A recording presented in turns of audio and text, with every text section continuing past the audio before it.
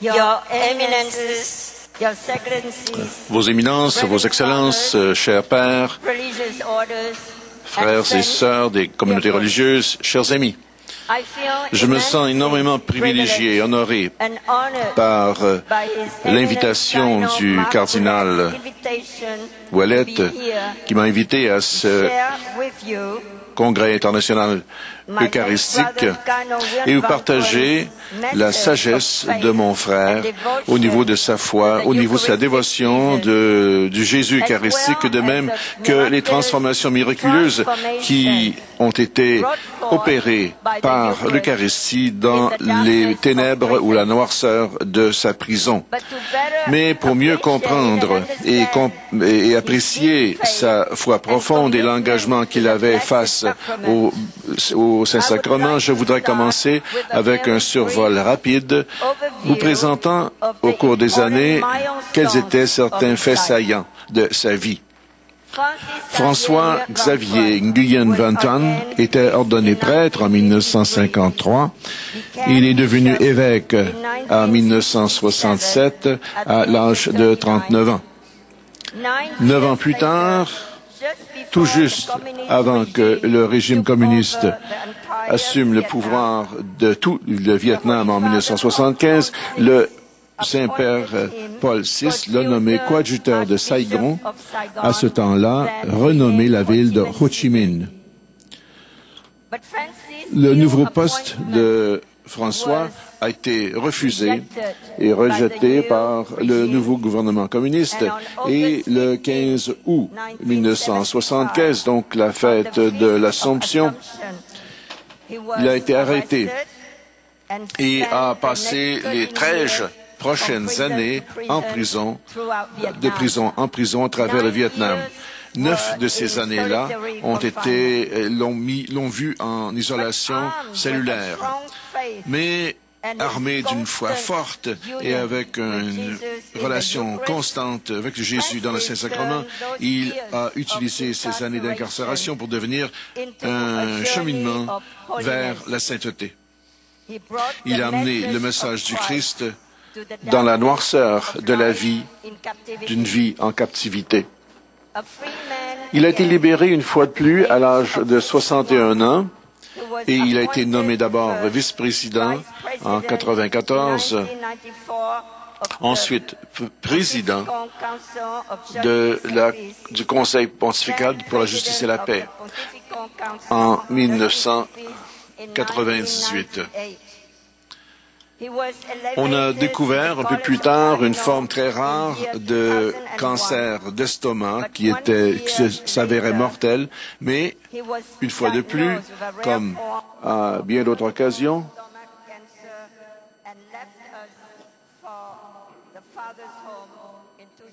et il nous a quittés en 2002 pour retourner vers le Père. Le 16 septembre 2007, le 5e anniversaire de sa mort, le Saint-Père Benoît XVI a ouvert officiellement sa cause de béatification. Et moi,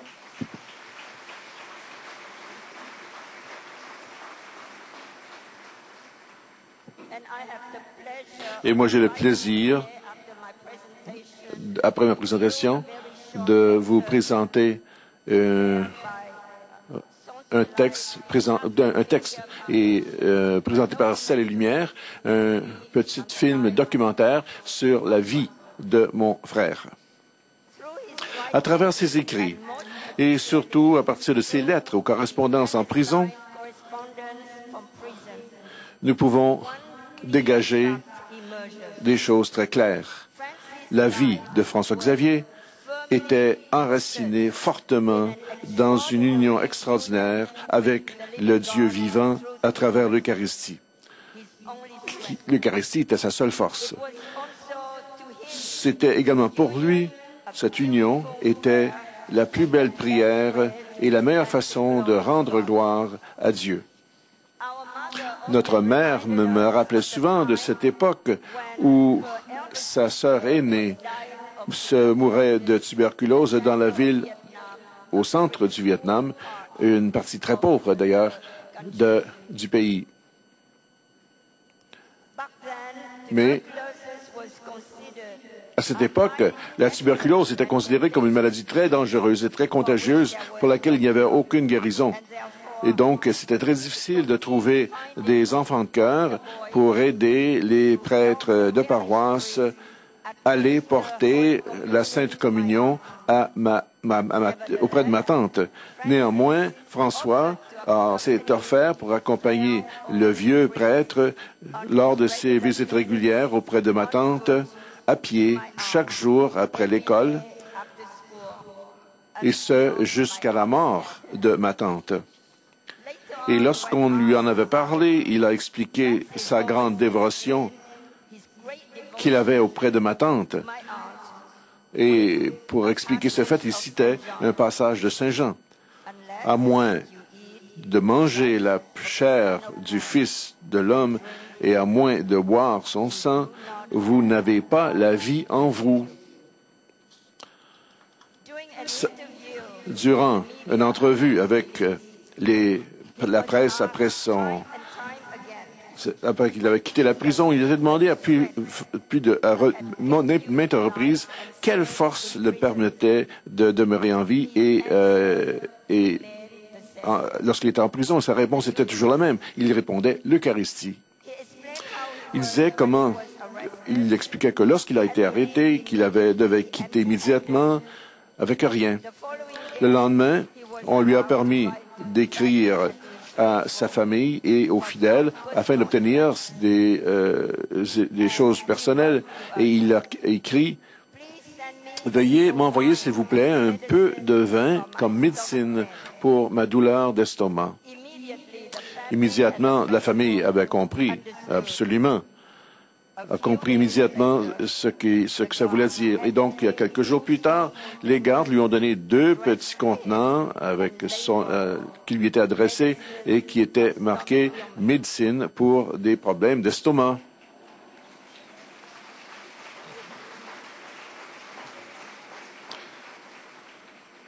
Il a également reçu un autre petit contenant où on pouvait trouver dans un flashlight, en fin de compte, dans une lampe de poche.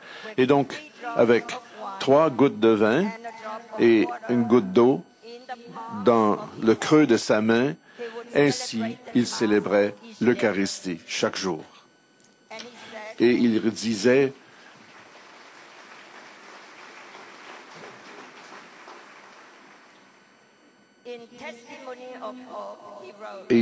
dans le livre Testimony of Hope, il a écrit,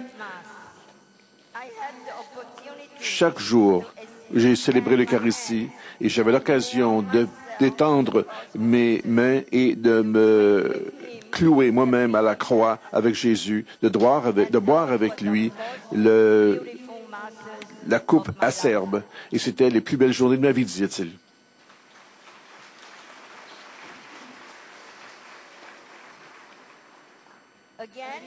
Une fois de plus, dans Testimony of Hope, il continue.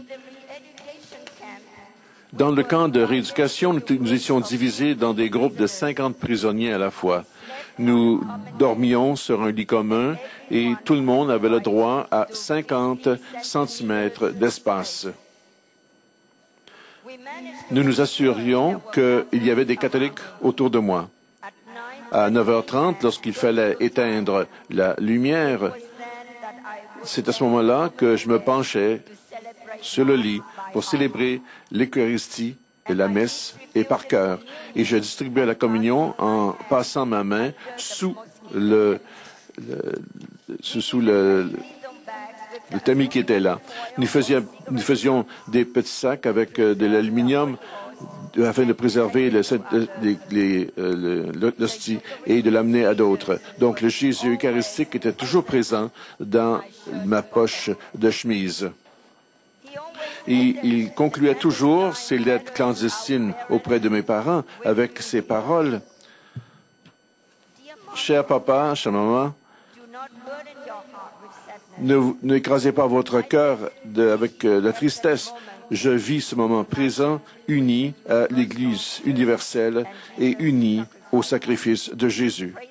Priez que j'aie le courage et la force de toujours demeurer fidèle à l'Église et à l'Évangile et ainsi de faire la volonté de Dieu.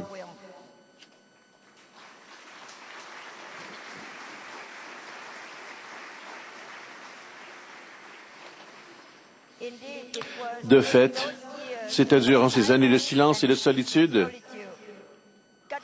où il était retiré de toute activité pastorale, mais où il était uni intimement à l'Eucharistie, que mon frère François a compris de tout son être que ce n'est que Dieu et non pas le travail de Dieu qui devrait être au cœur de nos vies.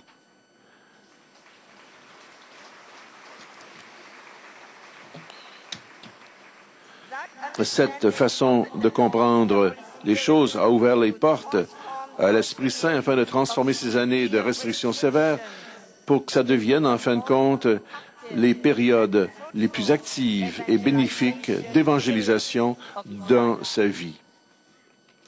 Dans son livre « 5 pains et 2 poissons », Francis racontait une période spéciale de sa vie qu'il considérait comme étant une période de croissance spirituelle très importante.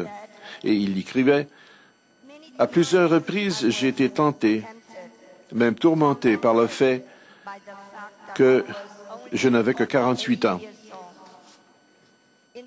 que j'étais au mi-temps de ma vie, que j'avais acquis une quantité considérable d'expérience pastorale et là, me voilà, isolé, inactif, séparé de mon peuple. Mais un soir, j'ai entendu une voix encourageante qui me venait de la profondeur de mon cœur. Cette voix disait, « Francis, pourquoi est-ce que tu te tourmentes ainsi? Tu dois distinguer entre Dieu et le travail de Dieu. Tu dois choisir Dieu seul et non pas ses œuvres. »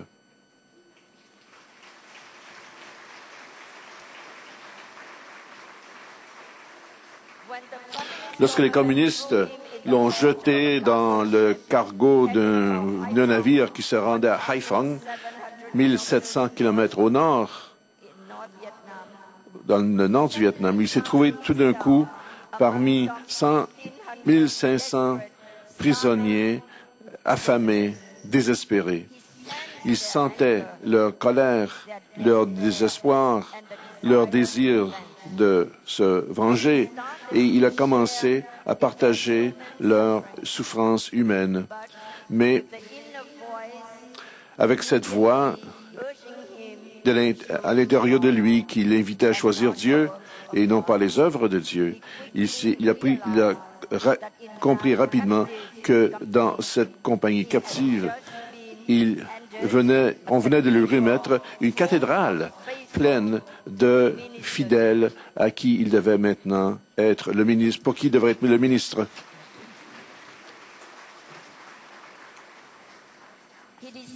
Il décida donc d'être une affirmation de la présence de Dieu au sein de ce cargo humain. Il a aidé ses prisonniers, collègues, durant ce voyage de 10 jours et a pu les conforter. Il avait célébré en silence la fête de Saint François d'Assise, son saint patronal, et quand ils sont arrivés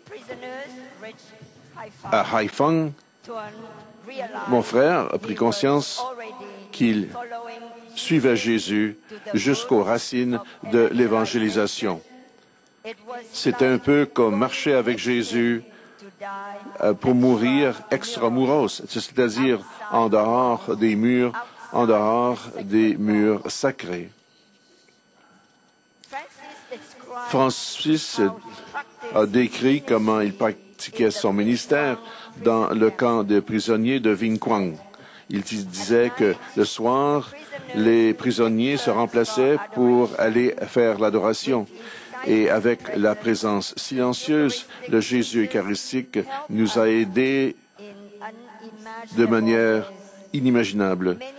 Plusieurs chrétiens sont retournés à une vie de foi fervente et Ils ont exprimé leur service et leur amour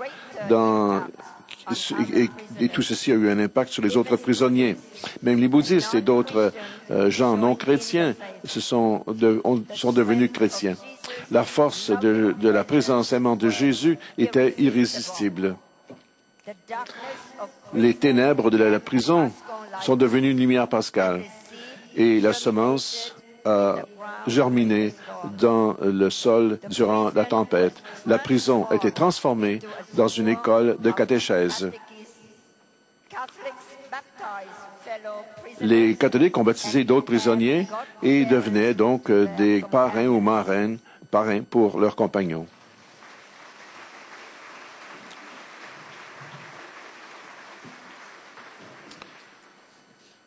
Francis n'a jamais arrêté de remercier la providence de Dieu d'avoir permis à de 300 à 400 prêtres d'être maintenus dans plusieurs prisons à l'intérieur du Vietnam durant cette période de 1975 jusqu'à la fin des années 90.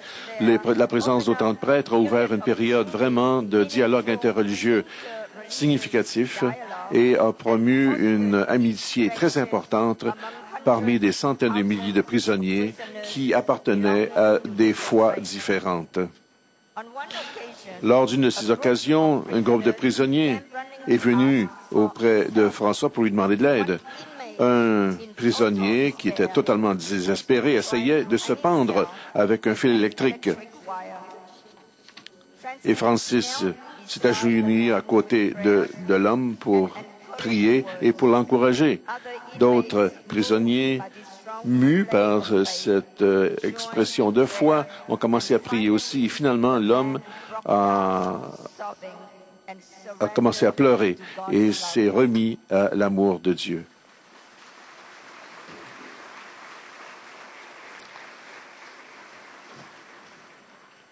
Plusieurs années plus tard, Francis et ce prisonnier qui voulait se suicider se sont rencontrés en Californie. Et ensemble, ils se rappelaient de cette journée spéciale où la présence du Jésus eucharistique ont rendu une guérison possible.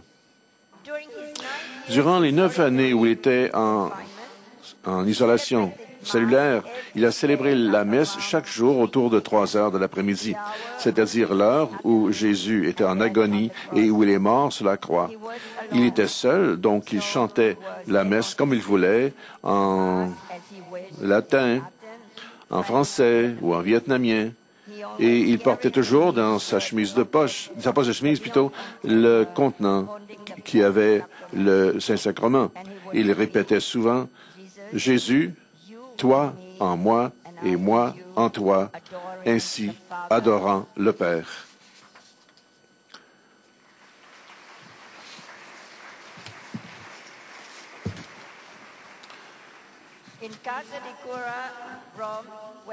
Et quand il est mort, il a compris plus clairement ce que voulait dire quand il a écrit « J'ai pensé ce que ça voulait dire qu'il y avait un pain qui était au cœur de l'Église. Et nous tous, en tant que graines de blé ou de sommes de céréales, nous acceptons d'être moulus dans une communion afin de former un seul corps, pleinement uni et pleinement mature, comme signe d'espérance pour l'humanité. Nous comprenons donc, à ce moment, nous avons compris que, tout comme il a vécu ces années d'emprisonnement, il a vécu sa maladie et accepté sa mort, qui était partie de l'unité eucharistique. Je voudrais conclure mes réflexions avec des pensées douces enregistrées lors de la fête du Saint-Rosaire, le 7 octobre, donc 1976, dans la prison de Phu Can, durant son isolation cellulaire. Et il écrivait, « Je suis heureux ici dans cette cellule où des champignons blancs poussent sur mon lit parce que toi, tu es ici avec moi et parce que tu veux que je vive ici avec toi. J'ai parlé beaucoup durant ma vie. Or, aujourd'hui, je ne parle plus. C'est à toi, Seigneur, de parler de moi. Jésus, je t'écoute.